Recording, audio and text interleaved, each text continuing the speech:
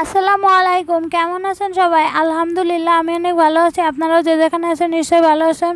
এই যে গতদিন নিয়ে আসছিলাম মাগুর মাছ, সেটাই যেহেতু কেটে নিয়ে আসছিলাম তাই ভালো করে ধোয়া হয়েছিল না, তাই ধোয়ার জন্যই এখন বেসিংয়ে নামিয়ে নিলাম। এই যে এর পেটের মধ্যে দেখলাম ভালো চর্বি হয়েছে। চর্বিগুলো দিয়ে ভালো যে কোনো চচ্চড়ি বলেন, শাক বলেন, যাই বলেন ভালো করে রান্না করা যাবে। তাই চর্বিগুলো ভালো করে মাছের সাথে ধুয়ে নিলাম। যেহেতু ভিডিও করার আগে আমি 1-2 বার ধুয়ে নিয়েছি, কারণ মাছের যে থেকে টাটকা মাছ যেহেতু প্রচুর পরিমাণে রক্ত বের হয়, সেজন্য একটু পরিষ্কার করে নিয়েছি। তারপরে দেখলাম যে না, ভিডিওটা আসলে অন করা হয়নি, সেজন্যই আর কি পরিষ্কার দেখা যাচ্ছে এতটা। আমার মাছটা অনেকটাই ধোয়া হয়ে গেছে। তারপরেও চেক করে নিয়েছিলাম যে কোথাও ময়লা আছে কি না।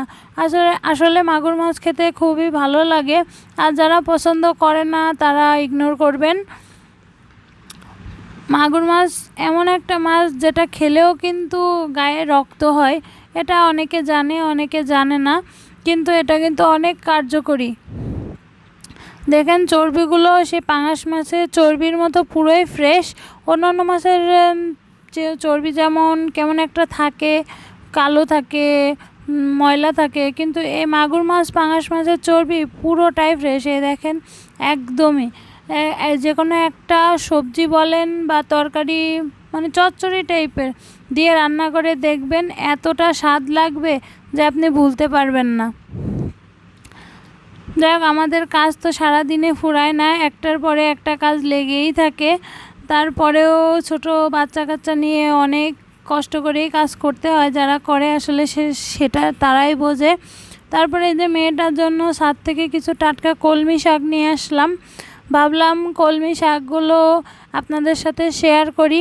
এটা এতটাই টাটকা এবং ফ্রেশ। মেয়েটার জন্য বৃষ্টির জন্য বাইরে থেকে কোনো শাকসবজি কেনা হয়নি, তাই ভাবলাম গাছে থেকেই তুলে নিই।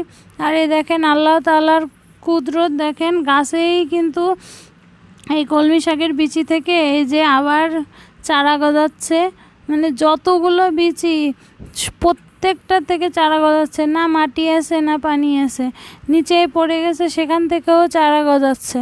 কি পরিমাণ মানে চারা গজাচ্ছে, মানে প্রত্যেকটা বিচি থেকে কলমি শাক আবার নতুন করে হচ্ছে। এটা আল্লাহ তাআলার পক্ষ থেকে কিন্তু অশেষ রহমত বলেই কিন্তু হয়।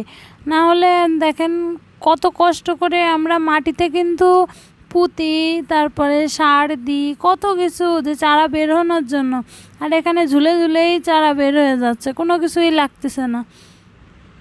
আল্লাহ তাআলা যা চায় তা কিন্তু সহজেই পাওয়া যায়, আর যেটা দিতে চায় না সেটা আপনি হাজার কষ্ট করলেও কখনো পাবেন না। তারপরে এই যে মেয়েটার জন্য শাকটা রান্না করছিলাম 2টা ঝাল দিয়ে, একটু পেঁয়াজ একটু রসুন দিয়ে, যেহেতু ছোট মানুষ অল্প অল্প করেই দিয়ে, আর আমার মেয়েটাও ঝাল ভালো খায়, সেজন্যই আর কি একটুকু শাকের ভিতর 2টা ঝাল দিছিলাম, দিয়ে এই যে রান্না করে দিচ্ছি।